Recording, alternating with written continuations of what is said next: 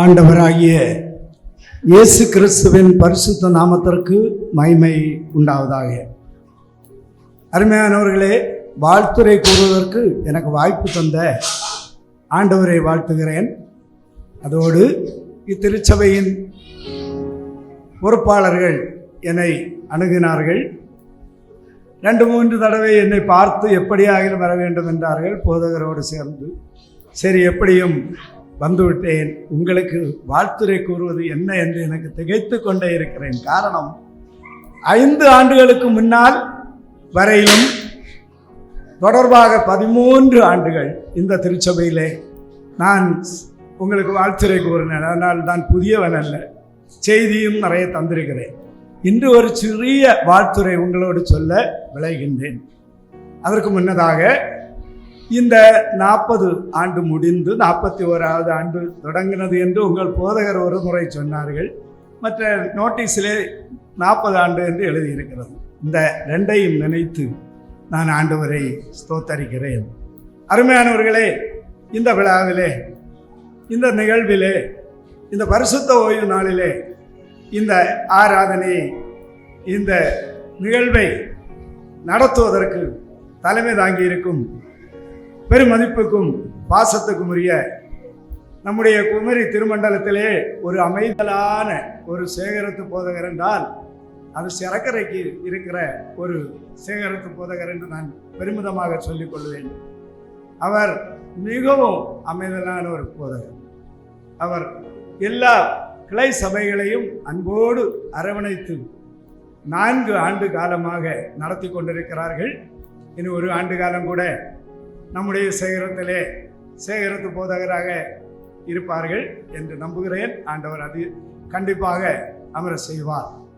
அவரை இந்த நாளிலே நான் வாழ்த்தி வரவேற்றுக் கொள்கிறேன். தொடர்ந்து நல்ல ஒரு செய்தியை இங்கு நிகழ்த்தி கொண்டு இருக்கிற முன்னாள் HMSின் விசாரணை போதகர் அவர்கள், நான் HMSிலே 1976 முதல் 82 வரையிலும் 85 வரையிலும் ஊழியராக இருந்தேன். அந்த நாட்களிலே இப்போது இருக்கிற விசாரணை போதகர் ஒரு 2-3 வருடம் என்பதோ என்னிடத்திலே கடைசியாக நான் அவரோடு இருந்தேன். அவர் எனக்கு சொன்ன ஒரு வார்த்தை என்னை எப்போதும், ஒரு பிரசங்கத்தை என்னை தூண்டினது. அதைத்தான் நான் எல்லா சபைகளிலும் முதல் நாளிலே பிரசங்கமாக செய்வேன். அதை உங்களுக்கு ஞாபகமாக சொல்லுகிறேன். வருஷங்கள் கடந்து விட்டன, 50 ஆண்டுகளுக்கிட்ட போகிறது. என்றாலும் அவர் சொன்ன ஒரு வார்த்தை, அவரை நோக்கி பார்த்தவர்கள் பிரகாசமடைந்தார்கள், அவர்கள் முகங்கள் வெட்கப்படவில்லை. சங்கீதத்திலே 34ஆம் அதிகாரத்திலே உள்ள ஒரு வசனம்.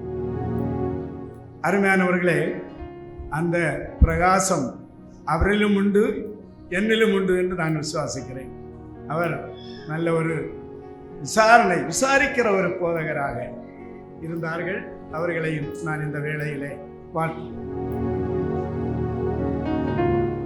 தொடர்ந்து உங்களுடைய திருச்சபையிலே எங்களுடைய சேகரத்துக்கு உட்பட்ட நிறைய போதகர்கள் வந்திருக்கிறார்கள். எல்லாரையும் சொல்லி நேரத்தை வீணடிக்க நான் விரும்பவில்லை. எல்லாருக்கும் மொத்தமாக என்னுடைய இருதயத்தினுடைய ஆழத்திலிருந்து அத்தனை பேரையும்,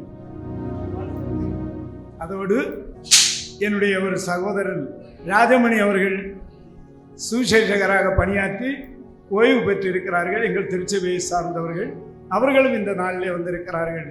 அவர்களையும் விசேஷமாக தொடர்ந்து இந்த சபையின் போதகர் அவர்களை நான் சொல்லாமல் இருக்க முடியாது. எதற்கும் ஓடோடி வருவார்கள்.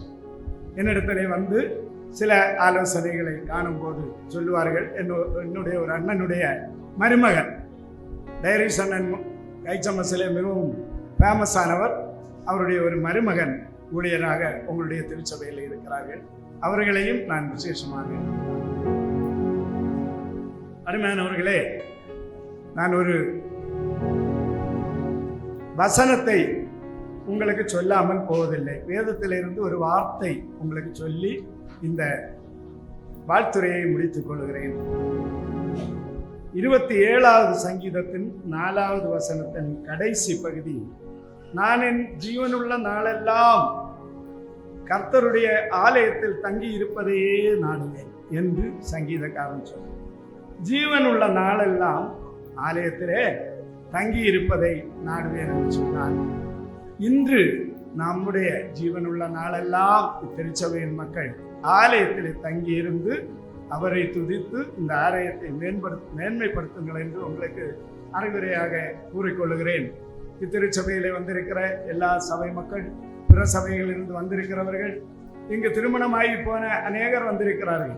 அவர்களையும் புதியாக இங்குள்ள டீக்கன்மார்கள் அத்தனை பேரையும், முன்னாள் செயலாளர்கள், முன்னால் இருந்த நேசன் அவர்கள், இன்னும் அநேகர் முன்னால் உள்ள செயலாளர்கள் எல்லாம் எனக்கு தெரிந்தவர்கள் தான்.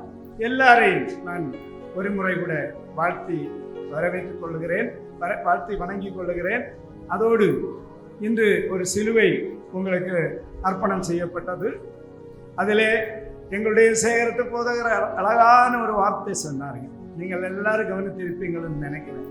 இந்த சிலுவை ஒருவர் இலவசமாக இங்கே வைத்திருக்கிறார், காணிக்கையாக பொருத்தனையாக படைத்திருக்கிறார். இதை நம்முடைய ஆலயத்தின் மேலே வைத்திருக்கிறார்கள். இது எல்லாரும், இந்த தேசத்தில் உள்ள மக்கள் எல்லாரும் ஒளிபெற இங்கு வைக்கப்பட்டிருக்கிறது. இந்த சிலுவை இது ஒரு அடையாள சிலுவை என்று சொல்லி அதை புகழ்த்தி அதை பாராட்டி நம்முடைய விசாரணை போதகரால் திறந்து வைக்கப்பட்டது. நான் ஒன்று சொல்லுகிறேன், அவரை நோக்கி பார்த்தவர்கள் பிரகாசம் அடைந்தார்கள்.